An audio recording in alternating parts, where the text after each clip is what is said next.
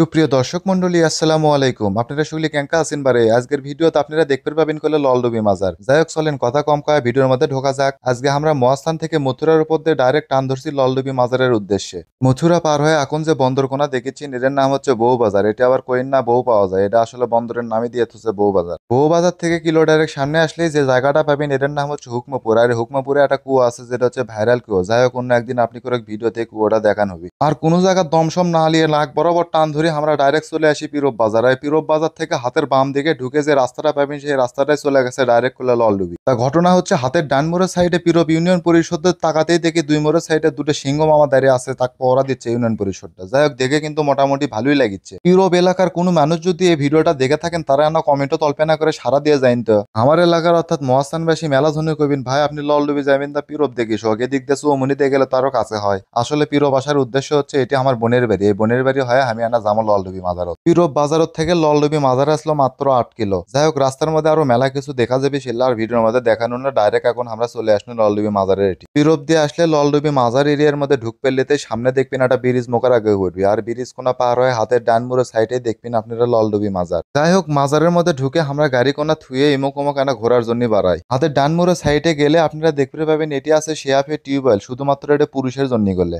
আর হাতের ডান মুখে আর না আগে গেলে আপনারা দেখতে পাবেন এটি অজুখানা, এটি সকলে অজু টজু করে নামাজ পড়ার জন্য। বেশি সময় নষ্ট না করে চলেন আমরা যাই মাজারের দিকে। মাজারের গেট দিয়ে ঢুক পেলিতেই দেখি এটি সামনে লেখেই দিতে হচ্ছে মহিলাদের প্রবেশ নিষেধ, কারণ মহিলাদের ঢোকার জন্য আলাদা একটা গেট আছে। গেট দিয়ে ঢুকে সামনের দিকে তাকালে আপনারা দেখতে পাবেন মেইন রওজা শরীফ। যাই হোক, রওজা শরীফ কোনো দূর থেকে দেখতে ফাইন লাগে। কাছে যায় বাম মোড়ো সাইডে তাকালে দেখতে পাবেন সে একটা ফুলের বাগান করে থছে। আর ফুলের বাগান দেখতে কার না ভালো লাগে, আপনারাই কন। অল্পেনা সামনে তাকালে দেখতে পাবেন কাচের ফ্রেমের ভিতর বিভিন্ন ধরনের সিলসিলা লেখা আছে। তারই সাথে একটা ঘর আছে, আর যে ঘরের মধ্যে ঢোকা নিষেধ, কারণ এর মধ্যে আছে হুজুরের ব্যবহৃত জিনিসপত্র, অর্থাৎ তার পোশাক আশাক, দাড়ি চুল সবকিছু আছে এর ভিতরে। এখন আপনারা দেখতে পাচ্ছেন মেইন রওজা শরীফ। আর ভিতরে ঢুকেই দেখি ফাইন করে ফুল দিয়ে রওজা শরীফটা সাজে থোয়া হচ্ছে। এর আগেও আমি এই মাজারও যাচ্ছি, আসে কখনো দেখিনি এই রওজা শরীফের উপর যে ফুলগুলো আছে সেগুলো শুকে গেছে। আর শুকে যাবি কৃষক, আপনারা প্রথমে দেখছেন এটা আছে ফুলের বাগান। প্রতিদিনই এটি মনে হয় ফুল পরিবর্তন করে দেয়। মাজার দেখা শেষ করে বের হয়ে আসে হাতের ডান মোড়ের সাইডে দেখতে পাবেন আপনারা মসজিদ। মসজিদের ভিতরে ঢুকেই দেখি সেই সুন্দর করে টাইস করা আছে চতুর্মুড়ো সাইড দিয়ে, যাক দেখতে আসলেই সুন্দর লাগিচ্ছিল। আপনারা না কমেন্ট করে জানাইন তো এটা দেখতে কেঙ্কা লাগিচ্ছে। আর মাঝখানে দেখেছেন টাইস দিয়ে সেই সুন্দর করে একটা নকশা করা আছে।